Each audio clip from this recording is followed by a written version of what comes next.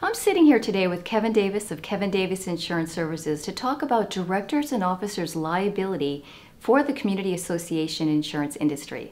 Thanks for coming today, Kevin. Well, I'm glad to be here. Glad to be here. Now, I understand your company insures over 35,000 community associations across the United States. Yes, we do, and it's an interesting story. See, for over 30 years, I've been involved in the community association industry, and it's been a really incredible ride for the past 30 years. We've handled condominiums, homeowner association, timeshares, all different types of community associations, and it gave me the expertise, the ability to put together and design a special directors and officers liability policy that is specifically for community associations. It's really great. So how is it special? How is it different than other policies that are out there on the market? Well, our policy is designed for community associations. When you look at different types of corporations out there, community associations are very unique in that if there's a claim for a Fortune 500 company or your local library, it involves financial loss. You know, you're suing for damages. But when it comes to community association, if there's a lawsuit, it's more emotionally based. Like you're debating the fact that are you allowed to have vertical blinds versus horizontal blinds? Can you have a pet in your unit? Can you paint your front gate brown or can it be blue? So it's the kind of things that you see in community associations in terms of lawsuits. Now what we do is our policy is designed to pick up those types of claims.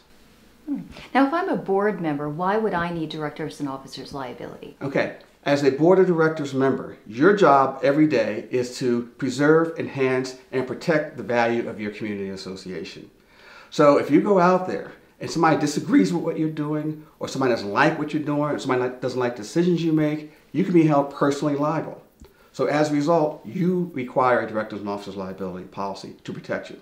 Now what exactly is a directors and officers liability policy? What does it cover? Okay, a directors and officers protect you as a board member or an insured, okay, against a claim alleging a wrongful act.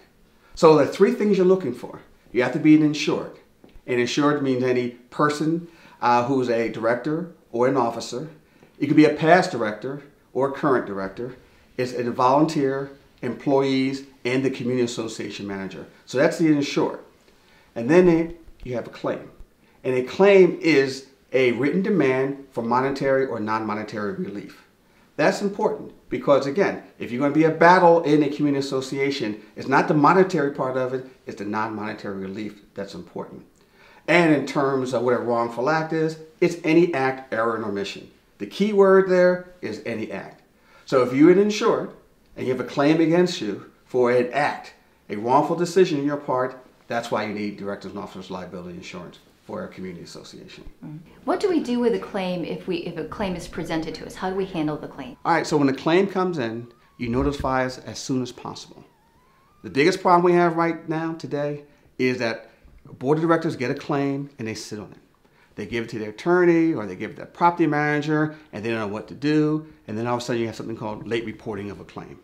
When that late reporting of a claim happens, it often gets denied, no coverage. So as soon as you have information, you should put us on notice as soon as possible. And what are the most common claims that you see? As a board of directors, number one claim you'll probably see is a breach of fiduciary duty. I mean, your job is to go around the complex and to make decisions about the complex.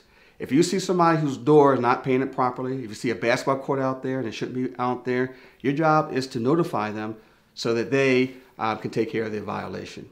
The problem comes into play that they often challenge your authority. They'll sit back there and say, you don't have the right to do what you're doing, or it's discriminatory, or it's arbitrary. And that's where it comes into play. And that's where the problem comes into play there. Because you have a breach of fiduciary duty, they will sue you for breach of fiduciary duty. Second kind of problem you have is breach of contract.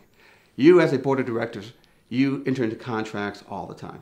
And what happens is that you get to a point where 3 months into the contract, you go in there and you look and you realize that he's not doing the job you expected. It could be a landscaper, elevator operator, it could be a property manager, it could be any of these different things, but you don't like the job they're doing. So you terminate the contract right there on the spot. That results in a breach of contract lawsuit against you and your association. Those are the two biggest ones. You also see discrimination lawsuits where you're trying to enforce the documents, and all of a sudden the person comes back and says that you're not picking on me because I did something incorrectly. You're picking on me because I'm a protected class, which today most people are. So those are kind of the three things that you're really concerned about serving on a not-for-profit community association board. Mm-hmm. If I were shopping for a directors and officers liability policy, what are the main things I should be looking for as far as coverage goes? The number one thing you're looking for under your directors and officers liability policy, you're looking at the exclusions in the policy. Because exclusions let you know what type of coverage you have. So that if you look in your policy, you should have a bodily injury and property damage exclusion, because that's covered under your general liability policy. A dishonesty exclusion is okay because that's covered under your crime insurance policy. A pollution exclusion is usually in there. A risk exclusion is usually in there because they're covered under a different contract. Now, what you don't want to see is a discrimination exclusion in your policy, a non-monetary damage exclusion in your policy. You don't want to see a breach of contract exclusion in your policy or an insured versus insured exclusion in your policy.